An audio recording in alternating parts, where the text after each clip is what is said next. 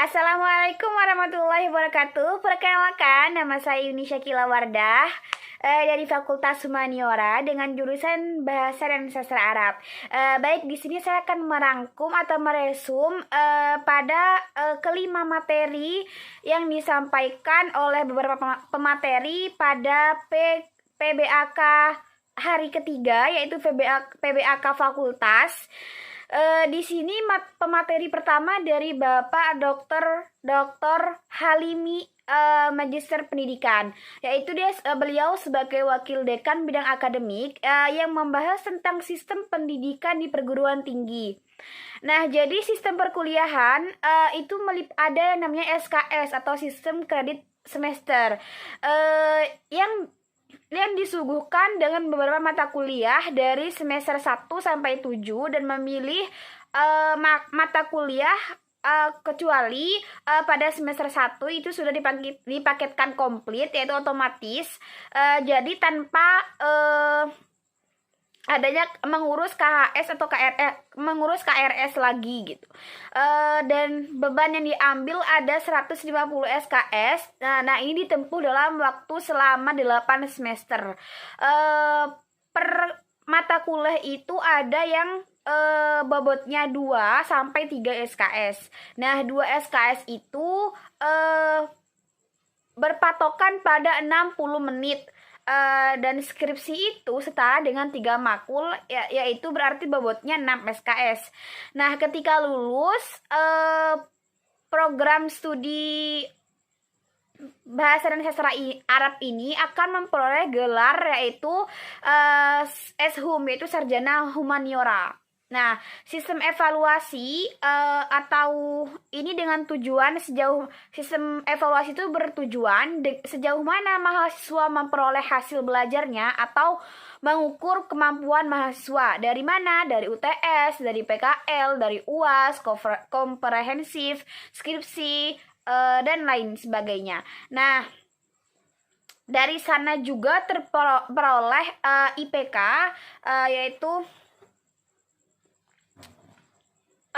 terdapat nilai yang A, B, C, D. Yang mana jika C itu cukup, yaitu tidak mengulang tidak mengulang mata kuliah pada semester berikutnya. Dan biasanya mahasiswa ini mengulang mata kuliah di semester akhir biasanya. Dan jika nilai kita itu D, maka diwajibkan mengulang makul tersebut. Nah, PKL itu terdiri dari 2 SKS. Nah, PKL itu pembinaan profesi keahlian untuk mahasiswa dilakukan melalui program magang profesi atau praktik kerja lapangan pada semester 7. Nah, profesi keahlian di Fakultas Humaniora itu ada pariwisata, pengajaran, terjemah, jurnalistik, perfilman, diplomat, dan lain sebagainya. Nah, pada tugas akhir atau yang disebut dengan skripsi, nah itu biasanya prodi Bahasa dan Sastra Arab itu menggunakan bahasa Arab dan sastra Inggris menggunakan bahasa Inggris.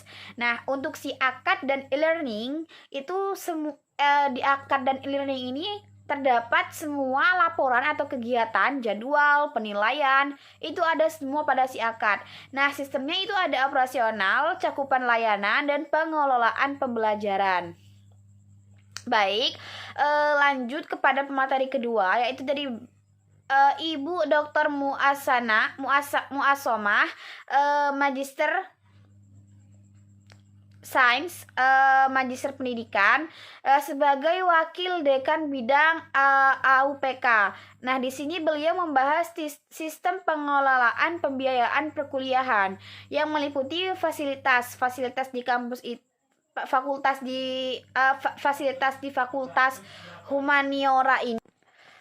Terdapat banyak sekali fasilitas di Fakultas Humaniora sendiri, yaitu ruang kuliah, perpustakaan, SAC atau ruang belajar, home theater. Di home theater ini bisa dilakukan seminar, nonton, dan lain-lain. Terus auditorium, lab bahasa, kemudian galeri seni, galeri kaligrafi, meeting room, dan lain sebagainya. Nah, untuk keuangan itu meliputi UKT dan banding UKT dan banding UKT. Nah, UKT ini uang kuliah tunggal, yang mana UKT di sini juga pembayarannya per semester, dan UKT sharing pembayaran itu saling membantu atau yang disebut dengan ijaz, yaitu ruang ringan sama dijinjing, berat sama dipikul. Nah, banding UKT di sini dilakukan jika mahasiswa tidak mampu mendapatkan UKT yang tinggi, dan sebaliknya. Ini sesuai dengan uploadan yang diminta ketika verifikasi pertama masuk kuliah biasanya. Nah, mahasiswa bisa melakukan banding UKT jika UKT itu terlalu berat untuk mahasiswa itu sendiri, sementara penghasilan tidak sesuai dengan pengeluaran, pemasukan tidak sesuai dengan pengeluaran. Nah, fasilitas beasiswa yang diakses yaitu beasiswa prestasi, meliputi LPDP dan Elzawa atau Lembaga Zakat Wakaf. Ini milik Win Maulana Malik Ibrahim sendiri, dibantu dengan kejur prodi. Nah, pemateri yang ketiga dari Dr. Galuh Rohmah, Magister Pendidikan MED. Beliau sebagai wakil dekan bidang kemahasiswaan dan kerjasama, yang mana beliau di sini membahas tentang sistem pembinaan mahasiswa dan alumni. Jadi di sini sistem pembinaan dan pengembangan kemahasiswaan, kemudian visi Fakultas Humaniora. Nah, visi Fakultas Humaniora sendiri terwujudnya Fakultas Humaniora integratif dalam memadukan sains dan Islam yang bereputasi. Selain itu terdiri juga dari misi, yaitu memberikan pembinaan dan pengembangan kemahasiswaan berbasis nilai-nilai Islam dalam membentuk mahasiswa yang memiliki kedalaman spiritual, keagungan akhlak, keluasan ilmu, dan kematangan profesional. Selain itu juga misinya yang kedua, menyelenggarakan kegiatan yang memacu penalaran dan minat bakat dalam bidang humaniora, budaya, teknologi, dan seni budaya yang bernafaskan Islam.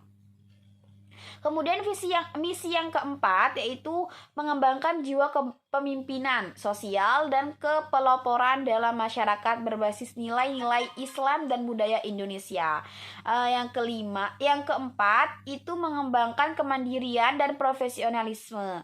Nah, selain itu Fakultas Humaniora sendiri memiliki tujuan, yaitu memiliki kedalaman spiritual, keagungan akhlak, keluasan ilmu, dan kematangan profesional, memiliki kreativitas inovasi, dan prestasi di bidang akademik dan non-akademik, kemudian memiliki jiwa kepemimpinan sosial dan kepeloporan. Selain itu memiliki jiwa kemandirian dan profesionalisme. Nah, untuk program-program pembinaan dan pengembangan itu ada peningkatan spiritual dan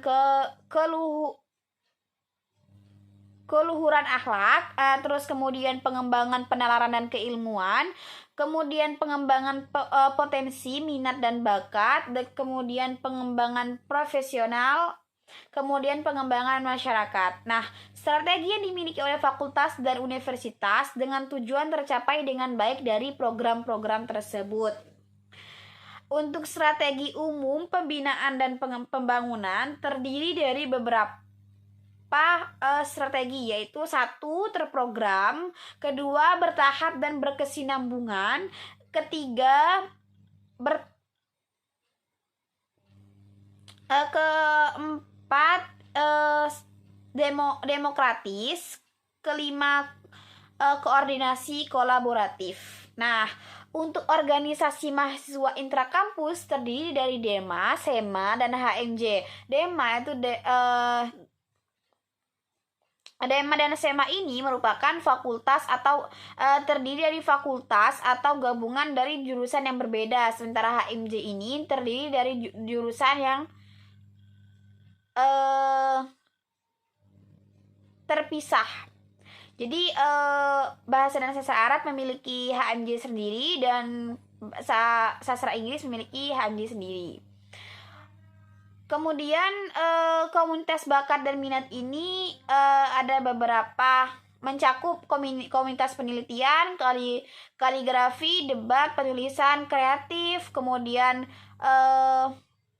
tari, film, jurnalistik, dan al-jalalain.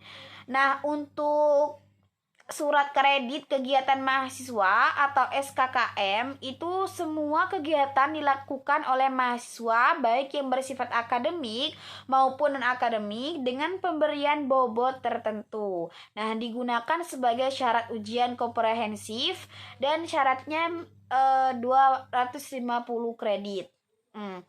Untuk hak mahasiswa ini terdiri dari beberapa hak, yaitu memperoleh pendidikan, bimbingan, dan pengarahan, kemudian menggunakan dan mengembangkan kebebasan akademik secara bertanggung jawab, kemudian memperoleh pelayanan di bidang akademik, administrasi, dan kemahasiswaan, kemudian memperoleh penghargaan dari prestasi yang dicapai. Ada juga memanfaatkan sarana prasarana sesuai ketentuannya, dan juga menyampaikan aspirasi, dan mahasiswa itu boleh menyampaikan aspirasi namun secara santun, profesional, dan bertanggung jawab atas aspirasi yang disampaikan tersebut. Nah, kewajiban mahasiswa ini terdiri dari memenuhi kewajiban finansial sesuai ketentuan, mendukung terwujudnya bilingual university atau world class university, kemudian menjunjung tinggi dan mengamalkan ajaran agama Islam, meningkatkan kemandirian dan profesional, menjaga kewibawaan dan nama baik alma mater itu sendiri, menghormati sesama mahasiswa itu pastinya, dan menjaga pergaulan, kemudian menjaga sarana dan prasarana yang telah disediakan oleh pihak kampus. Nah, di sini ada kode etik berbusana, yang mana mahasiswa diwajibkan berbusana dengan sopan, tidak ketat, tidak gondrong, kemudian diusahakan berpakaian yang berkerah, artinya tidak seperti kaos oblong atau berpakaian yang ketat atau menggunakan kalung, anting, dan lain sebagainya. Dan jangan diusahakan diusahakan mahasiswa itu menjaga batasan-batasan. Nah, kemudian materi yang keempat ini disampaikan oleh dosen Muhammad Asnan Fanani, SEMM. Beliau sebagai staf bagian administrasi akademik dan kemahasiswaan. Beliau di sini lebih membahas tentang layanan-layanan, yaitu terdiri dari layanan ujian proposal skripsi, ujian laporan proposal skripsi, kemudian skripsinya, kemudian komprehensif, kemudian layanan distribusi KHS, layanan PKL, layanan kegiatan yudisium, kemudian layanan kegiatan wisuda itu sendiri. Nah, kemudian dilanjutkan dengan layanan administrasi umum yang mencakup tentang layanan surat keterangan mahasiswa, kemudian layanan legalisir, layanan pinjaman ruang dan peralatan. Kemudian ada juga layanan keuangan, yaitu layanan dukungan dana kegiatan OMIK. Ya, ntar di sana itu mahasiswa akan dibimbing untuk menginput data atau lain-lain sebagainya. Kemudian materi yang kelima itu disampaikan oleh Dr. Abdul Basit SS MPD. Beliau membahas tentang seputar fakultas humaniora, terutama program studi bahasa dan sastra Arab, yang mana program studi bahasa dan sastra Arab di UIN Maulana Malik Ibrahim sendiri ini memiliki akreditasi A selama 3 kali berturut-turut. Kemudian sudah melakukan sertifikasi nasional sendiri, kemudian insya Allah akan diadakan tahun depan menuju akreditasi unggul dengan beberapa keuntungan. Nah, beliau juga membahas tentang sejarahnya bahasa dan sastra Arab, kemudian lebih ke spesifikasi bahasa dan sastra Arab. Spesifikasi di sini terdiri dari masa studi, jalur masuk, gelar lulusan, kurikulum, akreditasi dan sertifikasi, jumlah dosen dan tendik, bebas SKS, beban SKS, dan kriteria lulusan seperti cum laude dan lain-lain. Untuk visi dan misi dan tujuannya sudah saya sampaikan sebelumnya. Kemudian lanjut kepada profesi lulusan, itu terdiri mencakup dua hal, yaitu profesi utama dan profesi pendukung. Profesi utama itu seperti akademis, penerjemah, pariwisata, dan lain-lain sebagainya. Kemudian kalau profesi pendukung itu salah satunya itu guru. Nah, kemudian beliau juga membahas tentang bidang kajian yang mana terdiri dari mufradat, kitabah, istima, kemudian teori ya, terus interdisipliner, kemudian sastra klasik sampai kontemporer, kemudian ilmu-ilmu keislaman. Nah, di sini juga beliau membahas tentang kurikulum, di mana kurikulum di sini menerapkan angkatan 2021 ini menerapkan kurikulum merdeka, yaitu kemudian juga beliau dalam kurikulum ini membahas tentang kelompok, yaitu ada 3 kelompok, yaitu mata kuliah umum, kemudian Pancasila, bahasa Indonesia, kewarganegaraan, kemudian beban SKS. Nah, untuk SDM BSA sendiri terdiri dari doktor, magister, dan banyak dari kakak tingkat atau senior kita itu sedang menempuh S3. Kemudian juga lektor kepala, kemudian lektor asisten, kemudian asisten ahli. Jadi tenaga pengajar di bahasa dan sastra Arab ini Masya Allah luar biasa, dijamin keahliannya. Nah, kemudian beliau juga membahas tentang keunggulan yang saya sampaikan di awal, yaitu akreditasi, terus udah melakukan sertifikasi nasional, dan tahun depan insya Allah akan menuju akreditasi unggul. Nah, juga kemudian di sini lulusan juga dapat bekerja di berbagai sektor, jadi tidak hanya satu sektor saja. Kemudian BSA ini memiliki fasilitas yang sangat memadai untuk mahasiswanya.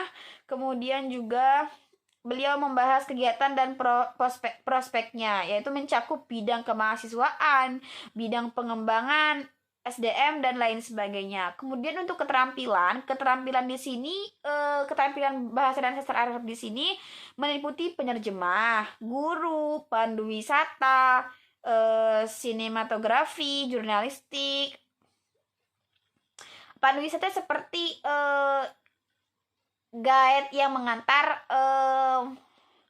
para jemaah haji dan umroh. Nah, untuk pembinaan minat dan bakat di sini terdiri dari komunitas debat, komunitas jurnalistik, kitab kuning, film, dan lain sebagainya.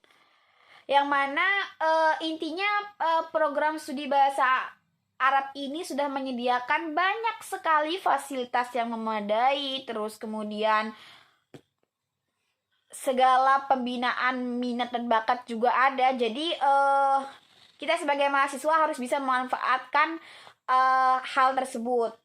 Kemudian fasilitas pendukung itu terdiri dari ruang kuliah bersama, kemudian Ma'had Ali, yaitu Ma'had Ali itu mahasiswa yang ada di pondok sampai lulus, dan di sini nggak sembarang masuk, jadi emang harus ada melalui beberapa tes. Kemudian juga di fasilitas pendukung ini ada poliklinik, laboratorium film dan musik, galeri seni.